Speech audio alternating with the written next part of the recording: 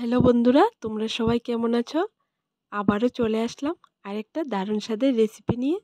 ইফতারের special recipe, যার নাম চিজ ব্রেড স্টিক্স। তাহলে চলো শুরু করা যাক। প্রথমে চুলোয় একটা প্যান বসিয়ে এর মধ্যে দিয়ে দিলাম 2 পাট পাউরুটি। পাউরুটি দেওয়ার পর এর উপর দিয়ে দিলাম 1 কাপ লিকুইড দুধ। পাউরুটিটা একটু হাতা দিয়ে ভেঙে নেব।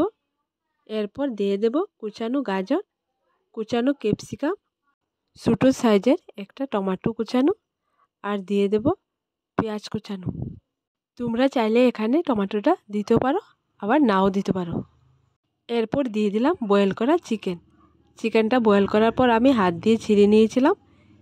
আমি এখানে চিকেনের পরিমাণটা কম নিয়েছি, তোমরা যদি বেশি তৈরি করতে চাও তাহলে বেশি নিতে পারো। এবার আমি সবগুলো উপকরণ হাতা দিয়ে নেড়ে মিক্সড করে নেব, যাতে করে নিচ দিয়ে পোড়া না লেগে যায়। এরপর দিয়ে দিলাম স্বাদ মতন লবণ, পরিমাণ মতো শুকনো লঙ্কার গুঁড়ো, গোলমরিচ গুঁড়ো দিয়ে দিলাম 1/2 চা চামচ, জিরের গুঁড়ো, ধনের গুঁড়ো, এলাচ গুঁড়ো দিয়ে দিলাম 1/2 চা চামচ। সবগুলো উপকরণ দেওয়া হয়ে গেলে চুলোর আঁচটাকে একদম লোতে রেখে হাতা দিয়ে নেড়ে নেড়ে প্রায় 5 মিনিটের মতো রান্না করে নেব। কিছুক্ষণ রান্না করার পর যখন ভেজিটেবলের কালারটা চেঞ্জ হয়ে আসবে আর ভেজিটেবলগুলো সেদ্ধ হয়ে যাবে, তখন আমি এর উপর দিয়ে দেব ঘি। আমি এখানে 1 চা চামচ ঘি দিয়েছি, তোমরা চাইলে এখানে বাটারও দিতে পারো। আর দিয়ে দিলাম সামান্য পরিমাণ চিজ। সব শেষে দিয়ে দিলাম 1 কাপ লিকুইড দুধ। এবার ভালো করে রান্না করে নেব আবারও 5 মিনিট। দেখো 5 মিনিটের পর কি সুন্দর রান্নাটা হয়ে গেছে। এবার নামিয়ে নেব।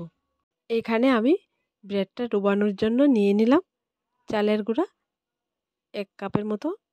পানি দিয়ে একদম হালকা একটা ব্যাটার তৈরি করে নেব। বন্ধুরা, তোমরা যদি চাও চালের গুঁড়ার বদলে এখানে ময়দা দিয়েও ব্যাটারটা তৈরি করতে পারো। দেখো বন্ধুরা, ব্যাটারটা রেডি হয়ে গেছে। ঠিক এরকম পাতলা করে ব্যাটারটা তৈরি করতে হবে। এরপর এখানে নিয়ে নিলাম একটা ব্রেডের পিস। এখানে আমি ব্রেডটার চারপাশটা সুন্দর করে আগে থেকে কেটে রেখেছিলাম। এইবার ব্রেডের উপর দিয়ে দেব 1 চামচ বানিয়ে রাখা পুরটা দিয়ে সুন্দর করে চারপাশটা লাগিয়ে নেব। ভালো করে পুরটা লাগানো হয়ে গেলে আরেকটা ব্রেডের পিস নেব, নিয়ে এর উপর চাপা দিয়ে দেব। দেখো বন্ধুরা, আমি যেরকম করে করেছি ঠিক তোমরা সেরকম করে নেবে। এইবার একটা ছুরি দিয়ে ত্রিভুজের আকার করে কেটে নেব। আমি এখানে এক হাতে ক্যামেরা, তাই তোমাদের দেখাতে পারলাম না, অফ ক্যামেরা আমি কেটে এরপর তোমাদের দেখাচ্ছি।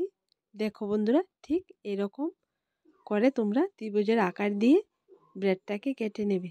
এইবার পুরোপুরা ব্রেডের পিসগুলা পরপর একটা একটা করে রেখে এখানে আমি একটা স্টিক নেব। স্টিক নিয়ে ব্রেডগুলার মাঝখান থেকে স্টিকটা লাগিয়ে নেব।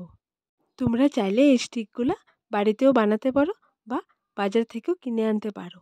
দেখো বন্ধুরা, স্টিকটা একদম মাঝখান থেকে সুন্দর করে লাগিয়ে নিলাম। তোমরা ঠিক এরকম করে লাগিয়ে নেবে।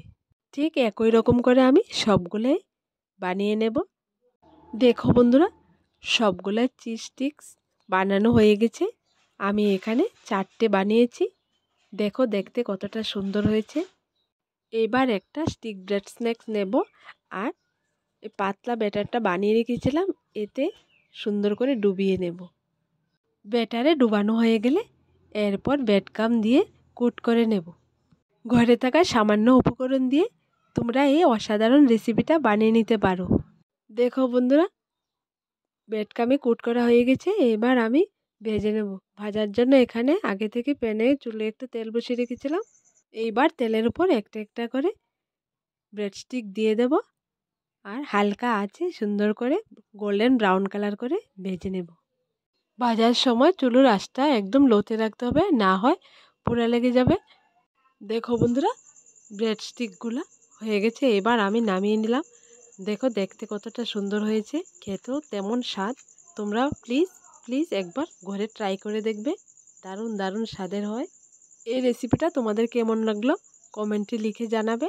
আর আমার দেওয়া রেসিপিগুলো তোমাদের যদি ভালো লেগে থাকে তাহলে লাইক, শেয়ার এবং সাবস্ক্রাইব করে পাশে থাকা বেল বাটনটি অবশ্যই ক্লিক করে রাখবে, যাতে করে আমার দেওয়া নতুন নতুন রেসিপিগুলো সবার প্রথমে তোমাদের কাছে পৌঁছায়।